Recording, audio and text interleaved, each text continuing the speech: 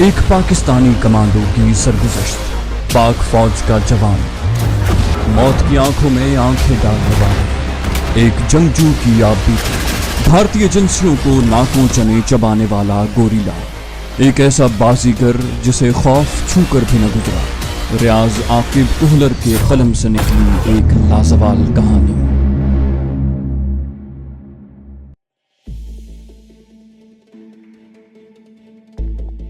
امجد شدت سے میرا منتظر تھا۔ میں نے چودھری کے سامنے اسے تمام تفصیل سے آگاہ کر دیا۔ وہ تعریفی لہجے میں بولا، فینٹاسٹک، اس کا مطلب ہے اپنا کام بہت کم باقی رہ گیا ہے۔ چلو اچھا ہوا ڈاکٹر شہلا غریب بھی بے صبری سے میری منتظر ہوگی۔ میں نے جانتے بوجھتے شہلا کے ذکر کو اجاگر کیا۔ ہاں یار، خوش قسمت ہو، چودھرانی سے شادی کرنا ہر شخص کی قسمت میں نہیں ہوتا، اور چودھرانی بھی وہ جو ڈاکٹر ہو۔ امجد میرا مزاج آشنا تھا، اسے پتہ چل گیا کہ میں نے کیوں اس طرح بات کی ہے۔ اس نے چاہت سے شہلا کی باتیں چھیڑ دیں۔ اس دوران میں نے چودھری کے منہ پر بندھا ہوا کپڑا کھول دیا، مگر کچھ کہنے کی بجائے وہ ڈھیٹ بنا امجد کی شہلا کے متعلق گفتگو سنتا رہا۔ میں نے جب دیکھا کہ اپنی بہن کے ذکر پر بھی اسے غیرت نہیں آ رہی تو امجد کو خاموش کروا کر اسے مخاطب کیا۔ چودھری، میرے خلاف تو نے جو کرنا تھا بڑی صفاقی سے کیا۔ میرے والدین، بیوی بچوں، بھتیجے بھتیجیوں، بھابھیوں، تمام کو بے دردی سے نظر آتش کر دیا۔ تیری وجہ سے میں دشمن ملک میں دربدر پھرا، اس کی خفیہ ایجنسیوں کے تشدد کا نشانہ بنا،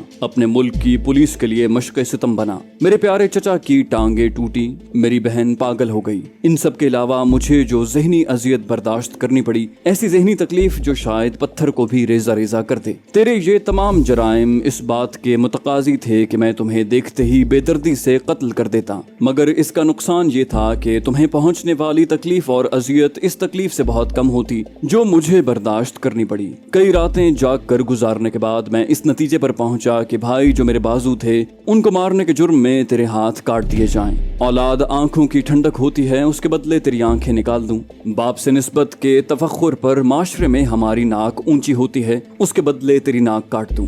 بیوی کی زیب و زینت سے ہم تسکین حاصل کرتے ہیں، اس کے بدلے تیرے چہرے کے نقوش بگاڑ دوں۔ اپنے چچا کی ٹانگوں کے بدلے تیری ٹانگیں کاٹ دوں۔ ماں ہمیں بولنا سکھاتی ہے، اس کا بدلہ تیری گندی زبان کاٹ کر لوں، اور مجھے ان سب کی جدائی میں جو اذیت اٹھانی پڑی ہے اس کی جزا میں تجھے زندہ رکھوں۔ اور میرا خیال ہے کہ تو مجھ سے متفق ہوگا، اور فکر نہ کرنا، میں نے ڈاکٹر سے بات کر لی ہے، وہ یہ تمام کام بڑے سائنٹیفک انداز میں کرے گا۔ اس ضمن میں تیری حرام کی کمائی بڑی کارآمد ثابت ہوگی۔ میرے پرسکون لہجے کو سن کر اس کے چہرے پر خوف کے تاثرات نمودار ہوئے۔ چند لمحے تو وہ خوف کی شدت سے بات نہ کر سکا، اور جب بولا تو فقط معافی مانگنے اور گڑ گڑانے کے کوئی قابل ذکر بات نہ کی، مگر اس کے یہ الفاظ میرے لیے کوئی اہمیت نہیں رکھتے تھے۔ اس کی بکواس کو نظر انداز کرتے ہوئے ہم دونوں وہیں بیٹھ کر وہ کھانا کھانے لگے جو میں بازار سے لے آیا تھا۔ اس دوران منتوں اور زاری سے تھک کر چودھری منہ سے مغلظات اگلنے لگا۔ اس کا مقصد شاید ہمیں غصہ دلانا تھا تاکہ طیش میں آ کر ہم اسے قتل کر دیں،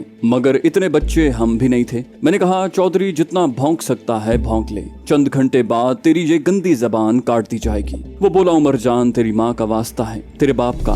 مگر اس سے پہلے کہ وہ مزید کچھ کہتا، میں نے اس کے منہ پر اپنے پاؤں کی بھرپور ٹھوکر جڑ دی۔ میں نے کہا، اپنی گندی زبان سے ان کے نام مت لو چودھری، ان کو تو نے اس بڑھاپے میں زندہ آگ میں جلا دیا ہے۔ پتہ ہے آگ میں جلنے پر کتنی تکلیف ہوتی ہے؟ ٹھہرو، تجھے میں بتاتا ہوں، ماجے ذرا لائٹر دینا۔ امجد نے لائٹر نکال کر میری جانب بڑھا دیا۔ میں نے لائٹر جلا کر چودھری کے پاؤں کے نیچے پکڑ لیا۔ چند سیکنڈ بعد ہی اس کے منہ سے چیخیں نکلنے لگیں، اور اس کے ساتھ ہی وہ یوں لرزنے لگا جیسے اسے کرنٹ لگائے جا رہے ہوں۔ چمڑا جلنے کی سڑاند کمرے میں پھیل گئی، اور تکلیف کی شدت سے وہ بے ہوش ہو گیا۔ اسے اسی حالت میں چھوڑ کر ہم دونوں ان ٹوٹی پھوٹی چارپائیوں پر آمنے سامنے بیٹھ کر آئندہ کا لاہے عمل طے کرنے لگے۔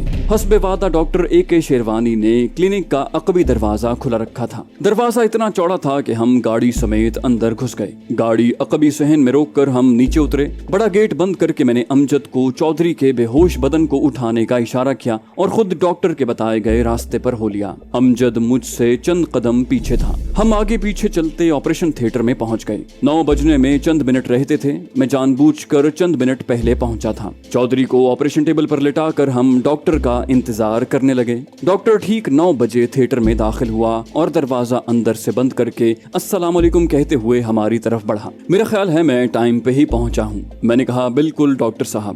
उसने हम दोनों से मुसाफा किया और टेबल पर पड़े चौधरी की तरफ बढ़ गया। वो चौधरी के करीब रुक गया। अच्छा, ये मरीज है, ये बेहोश क्यों है और इसकी तो दोनों टांगें सही नजर आ रही हैं। मैंने कहा, डॉक्टर साहब, मेरा लहजा बदल गया था। मेरे पास इतना टाइम तो नहीं है कि मैं आपको मुकम्मल कहानी सुना सकूं। मुख्तसरन इतना समझ लो कि इस शख्स के हाथों मेरे तमाम घर वाले जिंदा जले हैं और अब मैं इसे इबरत का नमूना बनाना चाहता हूँ। आपने बस इतना करना है कि इसकी दोनों टांगे रानों से काट कर अलहदा कर दें, दोनों हाथ कंधों से थोड़ा नीचे काट दें, एक आंख निकाल दो, नाक और जबान काट दो, चेहरे के नकूश बिगाड़ दो। इसके साथ ये भी ख्याल रहे कि ये मरने न पाए। मेरी बात सुनकर डॉक्टर के चेहरे पर हैरानी के साथ खौफ के भी तासुरात उभरे और वो हकलाते हुए बोला, आप ये क्या कह रहे हैं? मैं बोला, मैंने वही कहा है जो आपने सुना है। डॉक्टर बोला, मगर मैं ऐसा कैसे कर सकता हूँ? अमजद खौफनाक लहजे में बोला, तुम करोगे डॉक्टर, वरना हम यही सब कुछ तेरे साथ करने पर मजबूर हो जाएंगे। अलबत्ता मुआवजे की फिक्र न करो, जितना पहले दिया था मजीद उससे दुगना मिलेगा। वो थूक निगल कर रह गया।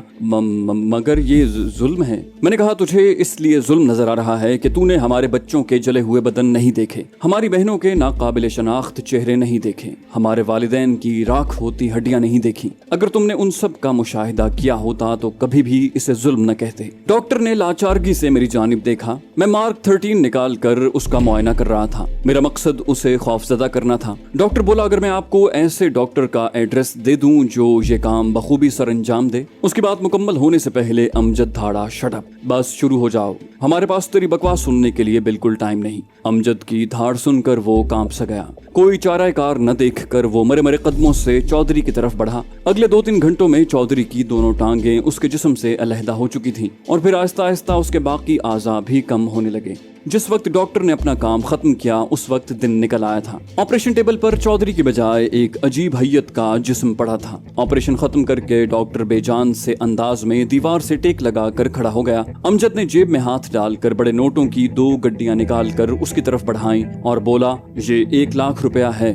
और डॉक्टर साहब, मैं अपने रवैये की माजरत चाहते हुए आपको इतना बता दूं कि ये शख्स इंसान नहीं, दरिंदा था और ये इससे भी ज्यादा बुरे सुलूक का मुस्तहिक था। डॉक्टर ने रकम की तरफ हाथ नहीं बढ़ाया। अमजद ने वो गड्डियां जबरदस्ती उसकी जेब में डाल दी और चौधरी को निहायत एहतियात से उठाकर कहा, चलो जानू। और मैं भी डॉक्टर का कंधा थपथपाते हुए उसके साथ चल पड़ा। चौधरी को अपने ठिकाने पर पहुंचाकर मैं अपने मकसद के बंदे की तलाश में निकला, जो कहीं 6-7 घंटों की तलाश के बाद मुझे मिल सका। मेरा मतमय नजर जानकर उसकी आंखों में चमक लहराने लगी। आप फिक्र ही ना करें साहब, ऐसी मशीनों की देखभाल मुझे खूब आती है। मेरे लहजे में हैरानी थी। मशीन? वो बोला, जी साहब, हमारी इस्तिलाह में इसे मशीन ही कहते हैं, नोट छापने की मशीन। 4 मशीनें मेरे पास पहले से मौजूद हैं। वैसे आपने कीमत नहीं बताई इसकी। मैंने कहा, बिल्कुल मुफ्त। वो बोला, नहीं साहब, आप मजाक कर रहे हैं, इतनी कीमती चीज आप मुफ्त मेरे हवाले कर देंगे? उसके लहजे में हैरानी थी। मैंने कहा, बिला शक व शुबा, तुम अभी चलो मेरे साथ। वो बोला, आप सही कह रहे हैं ना? उसके लहजे में अब तक बेयकीनी थी। मैंने कहा, सच कह रहा हूँ भाई, तुम आओ तो सही। वो शख्स मेरा दुश्मन है और दुश्मन से इंतकाम लेने का इससे बेहतर तरीका मुझे नजर नहीं आया। वो मेरे साथ चल पड़ा, मगर जब तक मैंने चौधरी उसके हवाले न कर दिया, बेयकीनी उसके अंदर हिलकोरे लेती रही। चौधरी को देखकर वो खुशी से गड़बड़ा सा गया था। सर, मैं अपनी गाड़ी मंगवा लूं? मैंने कहा, अपनी गाड़ी और बंदे भी मंगवा लो, इसके अलावा ये चाबी पकड़ो। मैंने उसकी जानिब डबल डोर टोयोटा की चाबी बढ़ाई। सहन में जो गाड़ी खड़ी है ये हम इलाका गैर से लाए थे, अगर इसकी नेम प्लेट और कागजात वगैरह बनवा लो तो इस्तेमाल कर सकते हो। वो बोला, साहब आप मुझ पे इतने मेहरबान क्यों हो गए हैं? कहीं मेरे खिलाफ कोई साजिश तो तैयार नहीं हो गई? अमजद हंसा, तू अमेरिका का सदर है कि तेरे खिलाफ साजिश करेंगे? बेवकूफ, इस गाड़ी के अलावा हम काफी रकम भी तेरे हवाले करेंगे और ये सब कुछ इसलिए कि तू इस मनहूस का इलाज करवाते रहना। बस हमारा यही मुतालबा है कि ये मरने न पाए। वो बोला, मैं भला इसे मरने दे सकता हूँ? अमजद ने अपनी जेब से चौधरी की हराम की कमाई की आखिरी पूंजी निकाली। ये रकम भी रखो और अब हम चलते हैं। मैंने कहा, आखिरी बात, इसे पेशावर से डेरा इस्माइल खान जाने वाले बस अड्डे पर पक्का रखना। वो बोला, ऐसे ही होगा साहब, आप बेफिक्र रहें। रकम, गाड़ी और चौधरी को उस भिकारी माफिया के सरगना के हवाले करके हम उस मकान से बाहर निकल आए। कुछ लोग शायद भिकारी माफिया से वाकिफ हों, जिन्हें इल्म नहीं, उनकी मालूमात में इजाफे के लिए बताते चलें कि पाकिस्तान में भीख मांगने का कारोबार बहुत मुनज़्ज़म अंदाज में फैला हुआ है। इस कारोबार से वाबस्ता अफराद कम उम्र बच्चों को अगवा करके उनके मुख्तलिफ आज़ा तनख्वाह को काट कर या साइंटिफिक अंदाज में टेढ़ा मेढ़ा करके उनसे भीख मंगवाते हैं। आप लोगों ने कई दफा फुटपाथ पर ऐसे अजसाम पड़े देखे होंगे जो अज खुद हरकत करने के काबिल नहीं होते।